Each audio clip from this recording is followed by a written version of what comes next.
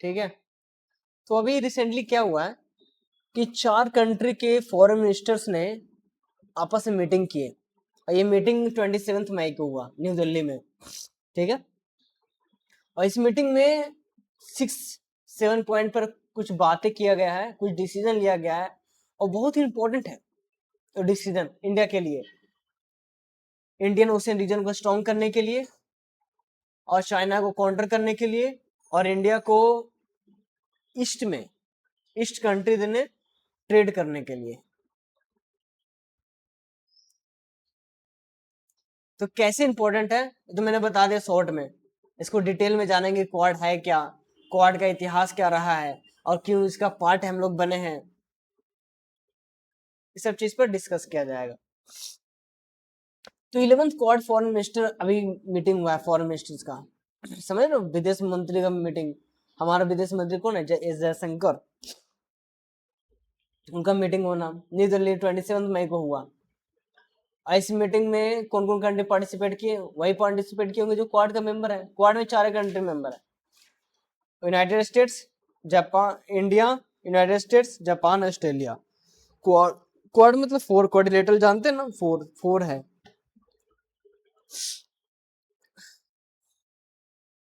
तो what is quad? Quadrilateral security dialogue is an informal strategic grouping comprising 4 countries, इसमें 4 country, India, USA, Japan, Australia. और इस चारों को रखने का मकसद क्या था, इंडियन ओशियन रीजन को स्ट्रॉन्ग करना, स्ट्रेंथ करना, फ्री एंड फेयर बनाना, कोई मोनोपोली ना कर ले, कोई इंडियन ओशियन रीजन को कंट्रोल ना कर ले। ज्यादा खास करके डर लगता था हमको चाइना से, कि चाइना इधर मोनोपोली ना कर ले, इधर कुछ अपना मिसाइल उसाइल ना डेवलप कर ले, डिप्लॉय कर ले, समझे। जैसे श्रीलंका, चाइना हमेशा श्रीलंका को फ्री बिल देते रहता है, पैसा देते रहता है, और इतना पैसा दे देता है कि चाइना के पास रिटर्न करने के लिए कैपेसिटी नहीं होता ना, तो श्रीलंका क्या कर देता है उसको, एक दे देगा, आइलैंड दे देगा, छोटा आइलैंड। और फिर चाइना तो चाहता है कि हमको आइलैंड मिल जाए, और उस आइलैंड पर अपना जो आर्टिलरी है, टैंक है, वो डिप्लॉय कर देता है, जिसे इंडिया को काउंटर कर सके। तो इंडिया इसी चीज से लेकर डरते रहता है। इसीलिए हम लोग एक क्वाड एक संगठन बनाए हैं, जिसमें यूएसए को रखे हैं, चाइना का कट्टर दुश्मन है यूएसए। फिर जापान को रखें, जापान से भी नहीं बनता है चाइना का। ऑस्ट्रेलिया को रखे हैं, समझे। तो ऐसे विदेश नीति सब चलते रहती है विदेश में, ग्लोबल लेवल पर ये सब वर्क होते रहता है, कैसे एक दूसरे को काउंटर किया जा सके, अपने आप को स्ट्रॉन्ग रखा जा सके, अपने आप को प्रोटेक्ट किया जा सके। तो मेजर हाईलाइट बात करेंगे, आखिर मीटिंग में क्या बात हुआ है, वो कौन कौन सा पॉइंट था जो इंडिया को प्रॉफिट दे सकता है। तो Indo Pacific maritime surveillance collaboration, IPMC को लॉन्च किया गया है, इनिशिएटिव है। इसका मेन मकसद क्या है, मैरीटाइम सर्विलेंस को स्ट्रेंथ करना, और जो भी इंफॉर्मेशन होगा मैरीटाइम से रिलेटेड, वो सारे कंट्री आपस में शेयर करेंगे, सीक्रेट विथ सीक्रेट।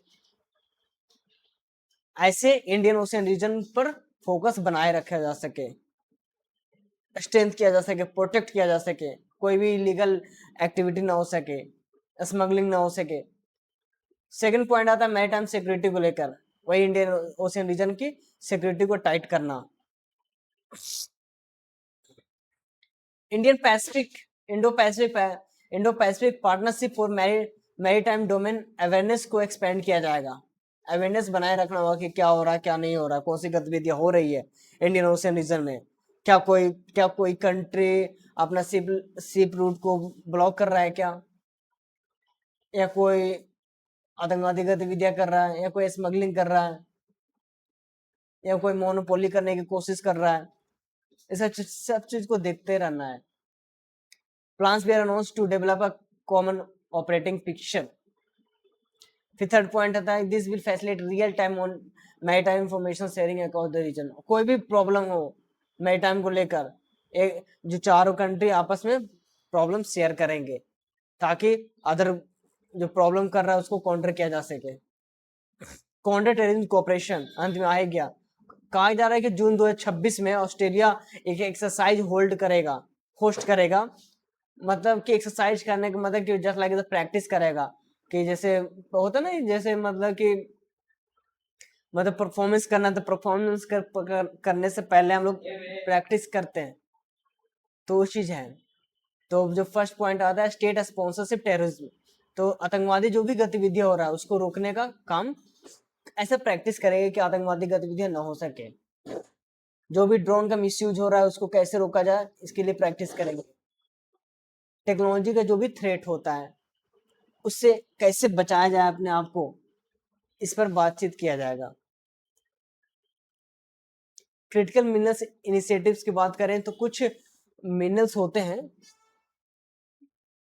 जैसे like as lithium, cobalt and rare earth elements होते हैं, तो उसको आपस में डाइवर्सिफाई सप्लाई चेन को क्रिएट करना, फिर जो रेजिलियंट को स्ट्रेंथन करना, क्योंकि मिनरल्स बहुत इंपॉर्टेंट होते हैं।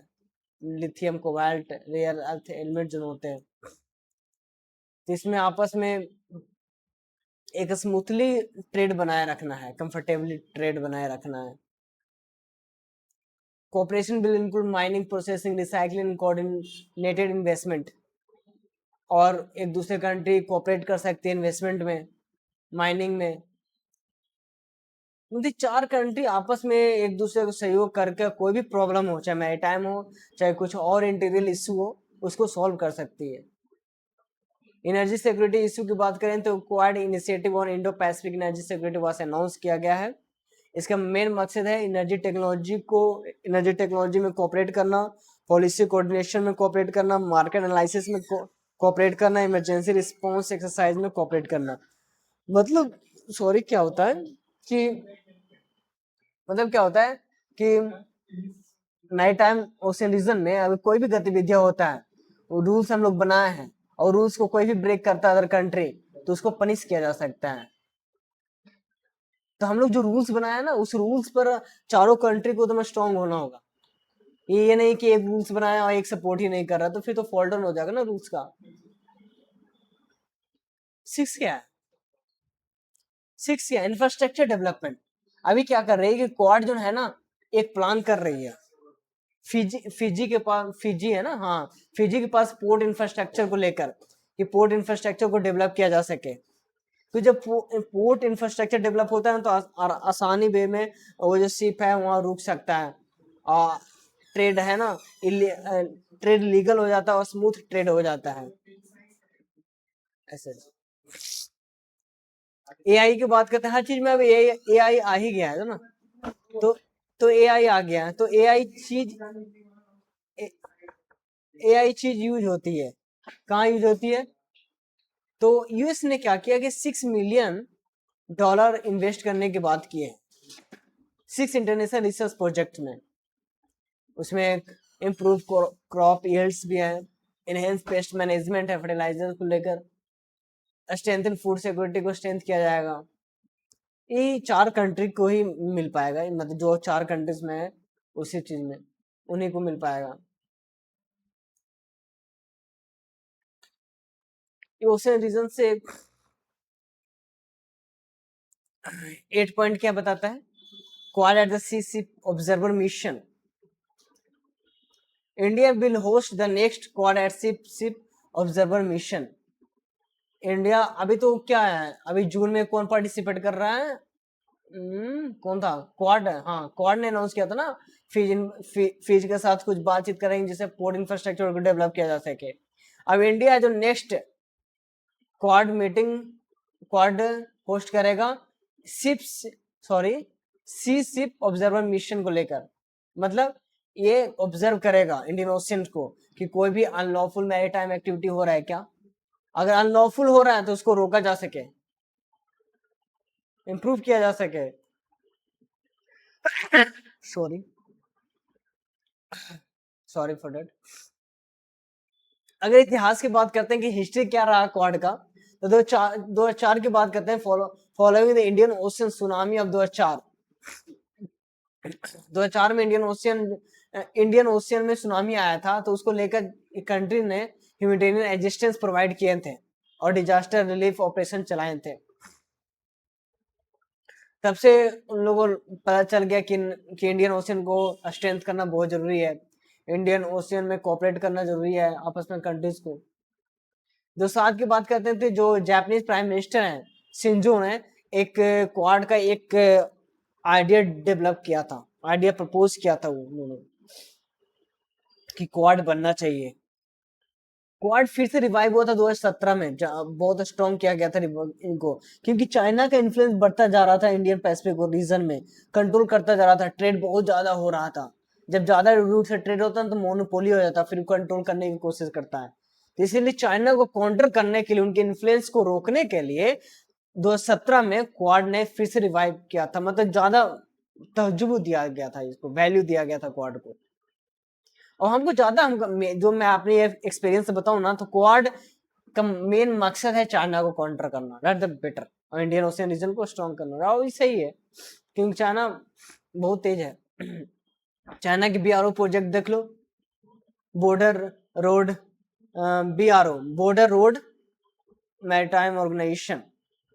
तो ये जो बीआरओ प्रोजेक्ट है ना, बीआरओ के तहत जितने भी एक तो अपने लैंड के थ्रू और ओशियन के थ्रू जितने भी कंट्री आएंगे, सब कंट्री में वो इन्वेस्टमेंट करेगा, पैसा इतना दे देगा कि वो कर्ज में चल जाएंगे कंट्री, और पैसा चुकाने के लिए नहीं रहेगा तो वो अपनी जमीन बेचेंगे चाइना को, और फिर चाइना वहां क्या डिप्लॉय करेगा, सैनिक डिप्लॉय करेगा, हथियार डिप्लॉय करेगा। कौन, किसको काउंटर करने के लिए, इनेमी कंट्री को काउंटर करने के लिए, जैसे जापान हो गया, ऑस्ट्रेलिया हो गया, यूएसए हो गया, इंडिया हो गया। अब इंडिया का क्या फायदा है, स्ट्रेटेजिक सिग्निफिकेंस ऑफ क्वाड का देखें तो strengthening India act east policy, हमारा ये फायदा है कि जितने भी पहले लुक ईस्ट पॉलिसी था, अब एक्ट ईस्ट पॉलिसी हम लोग बनाए, तो जितना भी ईस्ट तरफ जितने भी कंट्री है ना, उधर आराम से हम लोग ट्रेड कर सकते हैं, उधर आराम से हमारा शिप मूवमेंट कर सकता है, कोई रोक टोक नहीं रहेगा, ठीक है, उधर कंट्री फ्रेंडली हो जाएंगे। Depend engagement with ASEAN country, साथ बहुत ज्यादा इंगेजमेंट हो जाएगा, ट्रेड हमारा चल पाएगा उधर, मैरीटाइम सिक्योरिटी को कोऑपरेट कर पाएंगे और कोऑपरेशन इनहेंस भी करेगा। मिलिट्री कोऑपरेशन की बात करें तो अगर कुछ भी मैरीटाइम रीजन में हमको हो जाता है कि कोई भी कंट्री हमको छेड़ता है और मारने की धमकी देता है, तो जितने भी क्वाड वाले देश हैं ये सपोर्ट करेंगे, अपने जेविन नेवल नेवल जो हथियार है, जो नेवी है अपना भेजेंगे, नेवल सपोर्ट देंगे, मिलिट्री एक्सरसाइज, इंटेलिजेंस शेयरिंग, जो भी आपने आइडिया उडिया है सब अपनी कंट्री एक दूसरे को शेयर करेंगे, मैरीटाइम सिक्योरिटी को स्ट्रेंथ होगा, जो भी रूल्स एंड रेगुलेशन बनाया गया मैरीटाइम को लेकर वो सब आपस में एक दूसरे पालन करेंगे और दूसरों को भी पालन करवाने की कोशिश करेंगे, तो ऐसे इंडियन ओशियन रीजन हमारा स्ट्रांग होगा। मेन मकसद यही है, बैलेंसिंग चाइना ग्रोइंग इन्फ्लुएंस, जो चाइना का बढ़ते हुए इन्फ्लुएंस है ना, उसको रोकने के लिए, उसको बैलेंस करने के लिए, तो हमारे लिए बहुत इंपॉर्टेंट होता है कि चाइना काउंटर, हम अरुणाचल प्रदेश में देखो चाइना धीरे धीरे बढ़ने की कोशिश करता है, तो हम लोग को काउंटर करने के लिए इंडो पैसिफिक रीजन और ये क्वाड बहुत इंपॉर्टेंट है। हमारा ट्रेड रूट सेफगार्ड रहेगा, सुरक्षित रहेगा चाइना से, इसीलिए क्वाड जरूरत है। नेविगेशन, इंटरनेशनल वाटर में नेविगेशन फ्रीडम मिलने के लिए क्वाड जरूरत है। Promoting a multipolar world order, तो इंडिया को एक लीडरशिप में डेवलप करने के लिए और अपने स्ट्रेटेजिक को इन्फ्लुएंस करवाने के लिए क्वाड अहम भूमिका निभाता है। Contributes to India aspiration of emerging as a major regional power, तो एक बढ़ते, जान रहे हैं कि भारत एक बढ़ती हुई इकोनॉमी है, ग्रो कर रही तेजी से, तो एक सुपर पावर में इंडिया का नाम आ सकता है, तो इसीलिए बड़े बड़े लोगों के साथ दोस्ती करता है इंडिया।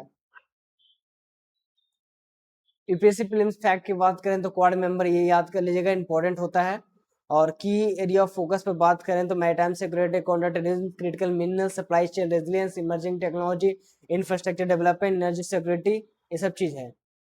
अब कंक्लूजन की बात करते हैं तो important strategic platform for India data strengthen security cooperation, economic resilience, technology collaboration and a rule based international border in the Indo Pacific. Indo Pacific region में सिक्योरिटी को कोऑपरेट करना है, जो भी इकोनॉमिक रेजिलियंस को उनको स्ट्रेंथन करना है, टेक्नोलॉजी कोलैबोरेशन में कोऑपरेशन करना है, और जो भी रूल्स एंड रेगुलेशन बनाया गया इंडो पैसिफिक लेकर सारे इंटरनेशनल बॉर्डर को, इंटरनेशनल कंट्रीज को कोऑपरेट करना है। It complements India Act East policy and supports the goal of playing a large leadership role in the region. कि इंडिया की जो एक्ट ईस्ट पॉलिसी है, एक्ट ईस्ट पॉलिसी में तो जानते हैं क्या इंडिया का एक्ट ईस्ट पॉलिसी सिंपल है कि जो ईस्ट में कंट्री है ना उनके साथ ट्रेड करना, उनके साथ कोलैबोरेशन करना, and support its goal of playing a larger leadership role in the reason,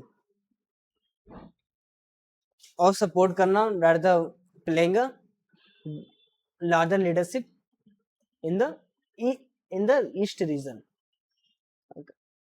and also in the Indo-Pacific region में।